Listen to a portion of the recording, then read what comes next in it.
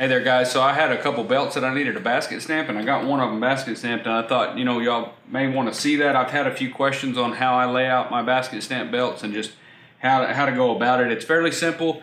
Basket stamping is a really good way to get into leatherwork. A lot of people, when they start leatherwork, they start with basket stamp, but sometimes doing a belt can be a little tricky. It's fairly straightforward, but we're going to go through that real quick and I'm going to show you exactly how I do it. And there's obviously more ways than this to do it, but this is how I lay one out. So we'll go ahead and get that started on this straight cut 1.5 inch belt and get it basket stamped. So the first thing we're going to do, just like on any other belt, is I'm going to mark our 7-inch mark. If you've checked out our ebook on belt layout and design, you'll know what marks I'm talking about here. But basically that 7-inch mark is where I'll usually start my tooling. And I leave a 3.5 inch fold, and so we'll put a mark at 3.5. I just like to have that on there. And then 7 inches, that's where the actual basket stamp will start. And then we'll come down here, and this particular belt's gonna have some initials on it. And so we're gonna go ahead and set our border. And I usually try to do a border, I kinda eyeball it, but we can, I'll measure it and let you know exactly what size border I'm usually doing. So I'll kind of lay my calipers over on the side like that so we don't scratch up. Where I'm gonna put our initials on here, so I just need to know around where, how wide that border is going to be. But usually my border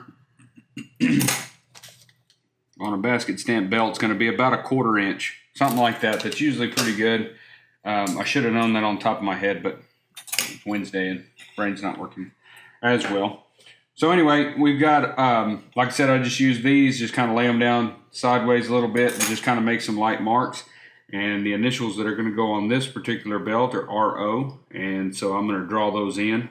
If you if you have a hard time with letters, there is a free PDF download on our website on the free patterns page, and it's got, I think I might have 2 of them on there. I'll check. I'll try to put a link in the description to that page so that you can get those. But just click on them, download them, print them off. But it's an alphabet. And I think this particular letter set is on there, and so you can sure get that if you've got a hard time freehanding letters or whatever. A good thing to do is too, whenever you're doing a lot of lettering work on your projects, is to find you a couple of those sites on the interwebs there where you can get free fonts or even just a picture of the alphabet in a particular font, and then kind of practice drawing those. That's how I've kind of come up with a few different types of fonts, and they're tweaks of those. So, but there's some really neat fonts on there, and a lot of guys will just print them off, size them to the size they need, print them off and trace them. That's fine too. Whatever's easiest for you. But we'll kind of draw these in right quick. And so that's our initials there. We've got RO on the tip, and that spacing is the same spacing that our border is going to be. So now on a basket stamp belt, we're going to go ahead and wet this down and case it, just because we don't have to do any drawing. If I was doing a floral pattern, I would not case this belt at this time because I would have to draw my pattern on there. And so here we're not drawing anything, we're just going to basket stamp. So there's, I went ahead and drew my initials while it's dry. Now they're on there. Now I can go ahead and mist this down, and then we can start laying out our borders and our lines for our basket stamp. Now when it comes to casing for any of my belts, I just usually use a water bottle. Just buy one of these spray bottles, Lowe's or Walmart, put some water in it, and that's what I use predominantly on all my belts. I just kind of spray it and go. I don't really spend a lot of time trying to soak the leather or anything like that. And as you can see, I've got poster board glued to the back of mine. And so if we were to submerge it, which you don't need to do on 9-10 ounce leather, it's far too thin to need to do that, then you can really get, you know, that poster board gets nasty. And so spraying it is plenty. And I'll give it a really good spray right at first. Make sure that it's even and it got a good little cover on there. And then that way it'll hold that case a little bit longer. But like I said, we're just going to move. We're not trying to get a case that's going to last us 2 or 3 days like you do when you're tooling saddle parts or something like that. We're just trying to get enough case so we can get this thing basket stamped and get it finished and get it done. So we're not trying to get too crazy with the case work. So I'll usually give it a good spray. If I've got some spots that aren't soaking up real good or start to dry out a little fast, I can give it a little bit more water. And as you're tooling it as well, if it starts to get a little dry, you can just lightly mist it and bring that case back into where you need to be. Okay, so we've got our belt ready to go. We've got these set where we want them. I'm gonna give it just a tick more there. I just want enough room to where I've got a roller foot on my little 3115 that I sew on, and I don't want that foot falling off inside the my cut line for my border. So I just try to make sure I got it about where I need it. And you know, the border's not that important, but a 1/4 inch is usually about right. You can go whatever suits your fancy, so to speak. And then we're gonna come right up to the initials, and I just come right up to them. I don't border around my initials. I think it looks a little cleaner if you just have the initials be the stop and the end point. And then we'll flip her around and we'll come on the other side. Just run that line down there. Now here what we're going to do is we're going to find the center. When I basket stamp a belt, I run it straight. Some people will run it at an angle, and that's fine. That's much more difficult to lay out and also to stamp. As far as time, and it's not like it's that much harder, but you do have some issues to deal with. If you're going to do that, I would suggest I would do somewhat of a longer taper where your straight edge is kind of at a longer line, not coming like this. You're only going to get, depending on the size of your basket stamp, 1 or 2, maybe 3 little stamps, so I would angle that. But you could very easily, if you want it at an angle, it does have a different appearance about it, and some people prefer that, but run your deal there, and then you'll do a line, and then move your line, try to match those as you go down. You've got to be real careful because you've only got an inch width of tooling window, and so it's very easy for that angle to start changing as you're going down the belt. So I don't do that just for speed, and I kind of personally prefer it to be straight running down the belt. And so I run it straight. So what I'll do is I'll find center of my belt. This is an 1.5 inch belt, so 3/4 of an inch is half of 1.5, obviously for all you mathematicians. And so here I'm going to set my calipers at that 3/4 inch mark, and then I'm just going to go from where our initials are and try to hold my calipers very steady, make sure I'm where I need to be, and I'm running down the center, and I'll run me another line very lightly, just enough to see. You don't want to scratch the leather, all the way down the middle to my end. So now we have both of our border lines marked. We have our center line marked, which is just going to be our guideline for the basket stamp, and I'll show you that. And so now what we need to do is cut that in. So for me, I have a maker stamp, so when I do one, I always like to put my maker stamp right where the tooling starts. If you're following me on Instagram and stuff, you've probably seen my maker stamp on some of my belts here. That's usually where I'll put it. So before I cut that border, I'm going to go ahead and put my small maker stamp right here on that corner, kind of halfway between that 7-inch mark and the end. So it kind of covers that. And so we'll bring both of the lines to that there once we do the actual carve the border lines. And that's just kind of where I like to put it. You can certainly put it wherever you want if you have a maker stamp, or if you're marking your belts with a stamp somewhere. And then I'll just bring this line where that 7-inch mark is down to my border. And that's just kind of a cool little cover. Just kind of covers that transition right there. And so now we will carve that border right quick. When you're carving long straight borders, I recommend using as big a blade as you can width-wise, because I will carve borders with this knife sometimes, but this blade here, the wider that they are, the easier it is to keep it straight, especially on a belt. That's a long run straight line. So I prefer to have a wider swivel knife. So if you're just wanting another swivel knife blade for some reason, that's one you could probably use. I don't use this blade very often, but for all of my borders I usually do, just because it's a little easier to keep it straight, because it's longer, it's a little beefier, it doesn't wiggle around as much when you're trying to carve. So that's something to keep in mind.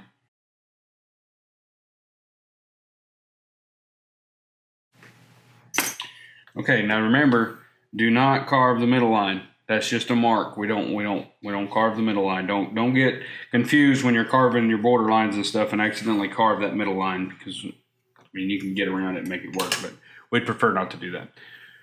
Okay, so now we're gonna start. I like to run my belt away from me. Like I said, we're gonna run straight. So that first initial pass of the basket stamp, this is the basket stamp that I'm using. This is a Clay Miller basket stamp. I really like it. It works really well. It's nice and crisp. It's a very well built tool, so I'm really happy with these. So I've got a couple of Clay Miller's tools and I really like them. But this basket stamp is really clean. It's not super big. This is the other one that I have.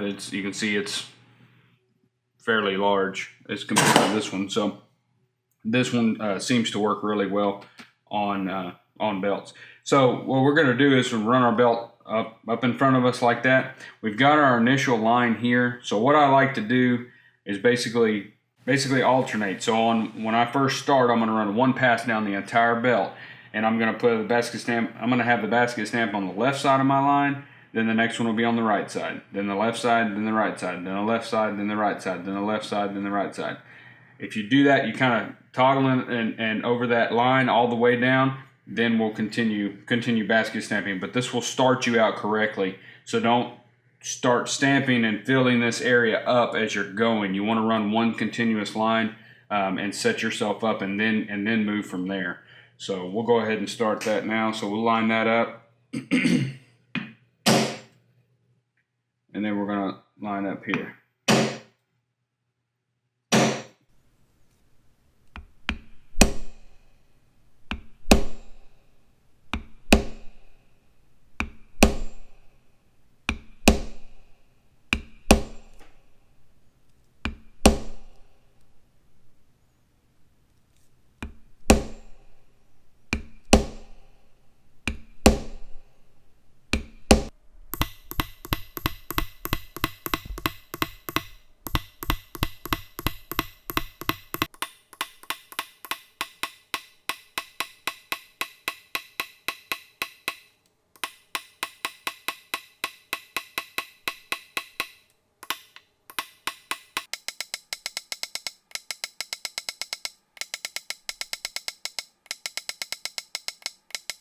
Now, if you'll notice on this belt, I haven't carved the initials yet, and I usually wait until the end. You can sure carve it and everything, but I would recommend beveling it after you're done, because as you can see, like that little basket stamp there got kind of close, so we may have some more that get a little bit close. So I want to be able to kind of rub those out if we need to, and then when you bevel, it'll kind of push that down and kind of camouflage a little bit of where that basket stamp comes in. So I recommend tooling it at the very least after you're done basket stamping, but I usually wait to carve it too until then. So now, as you can see down the whole length of the belt, we have one set of basket stamps running all the way from end to end. So now these are going to set us up for the rest of the belt. So what I'll usually do is lay the belt now sideways on each side of me, and I'm going to go ahead and basket stamp from the middle out, and then I'll flip the belt around and then basket stamp this other side. So from this point now, we've got one line running down the entire center of the belt. Now we can go ahead, and all we're doing now is just matching up the stamps to what's already there. So if you've run basket stamp before, you know what I'm referring to. So what we want to do is make sure that this left side of the stamp sits right up in there, sits right up in this leg of this basket stamp right before the rope. And so we'll hook that in there, and it should, if you stamp them, if you space the stamping out correctly, that basket stamp should fit perfectly right there. You may get off, some of them get a little bit further apart or something than they should be. You may see a little bit of a gap, but it should cover well enough. So we'll just set that right in there, make sure both left and right side of that stamp are in the opposing next basket stamp spots, and then we'll make a stamp. Then that completes that little portion, and we keep going. You're just setting them in there, and you'll end up doing all the way down the belt. And I do the entire side of the belt. So I'll do one entire side, finish it, then I'll flip the belt around and do the other side. So on this basket stamp here, the size that it is, as you can see, I don't really have a whole lot of room for another stamp right there. And so we're going to go ahead and let the camouflage cover that. You could kind of halfway lean one here and catch a little bit, but the camouflage tool, when we go around the edge, or the shell tool, that border stamp is going to really cover any of that gap. So this little gap that you see from here to here, my little shell should cover all of that. So we're not going to worry about that. So really, we're going to have 1, 2, 3, and we'll have another row on this side. So it'll only be 4 rows of basket stamp. So you can see how fast this should go.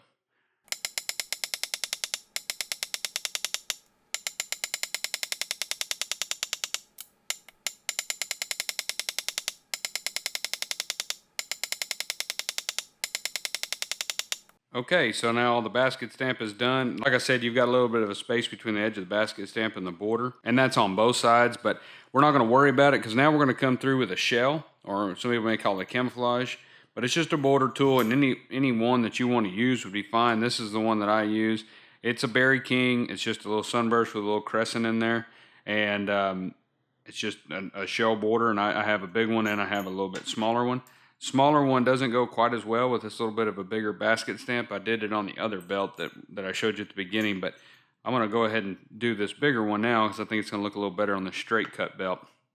But what that's going to do is it's going to take up this gap that you see on the sides, and it's also going to give our border definition. So we're going to go ahead and do that all the way around on the inside of these border lines. So this tool will go as so, and so that will begin our border stamping, and that way we can get that done. So we'll start down here on the end and then kind of go from there.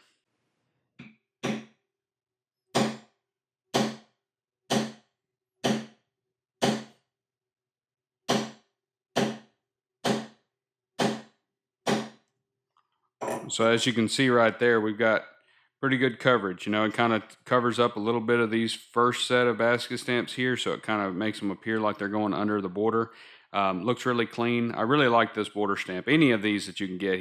Barry's got a number of them that are just really, really neat looking, and Clay Miller's got a bunch of them too. There's just a lot of great tool makers out there right now making really neat border stamps, so you really can't have too many of these little shells. The one thing I would recommend is that you have them where they're flat on the back. So as you can see on this one here, how that's real flat. That way when you're going to use them, you can actually line it up and it almost bevels your border line. So you don't have to pre-bevel your border line versus a old school craft tool shell like this or camouflage. It's very pointed in the back. So if you look at this tool from behind, see these points, it's very easy to get one of those points over your border, and it'll kind of break the appearance of a nice straight border cut. So it can still be done. I used to use these all the time. So if you've got those, don't worry about it. You just got to be a little careful that when you're lining that up, that you're lining it up to where you're not clipping your border line. So we'll go ahead now and just go ahead and continue running our shell and finish this thing up.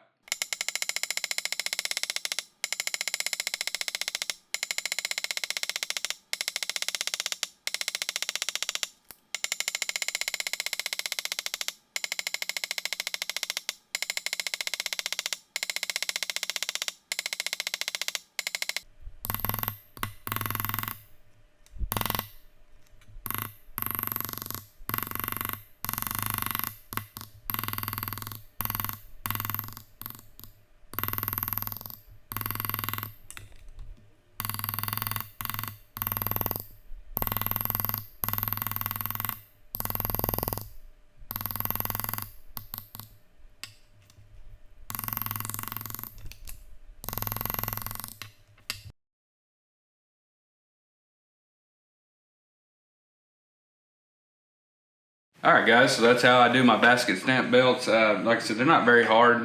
You can figure it out pretty easily. It's a good project though to practice on straight goods just because it's not a lot of stamping, so you can get that habit down of toggling kind of on that lineup line. When I do something bigger, say if I'm going to do a notebook cover or something like this, and I've got my piece of leather cut out, I'll do the exact same thing that we did on this belt. Only I might run, you know, for tooling windows in here, I might run that angle from one corner to the other, so the basket stamp runs at a diagonal. But even on that, you're doing the exact same thing. So you're running, you know, you run a scribe line there, and then you can kind of bounce on either side of it all the way, make you one run down the middle, and then you stamp half and then stamp the other half. That helps to keep you lined up, keep you where you need to be, and it should be fairly simple. So that's how I do my basket stamp belts. I hope you found that helpful. It's not very hard, just give it a little practice. You can even practice on your little drop-offs, stuff like that. And most of your geometrics are gonna run the way we just ran that one. So even if you're doing like a pinwheel stamp or crazy stamp or a box stamp or a waffle stamp, any of those geometrics, you can usually start out with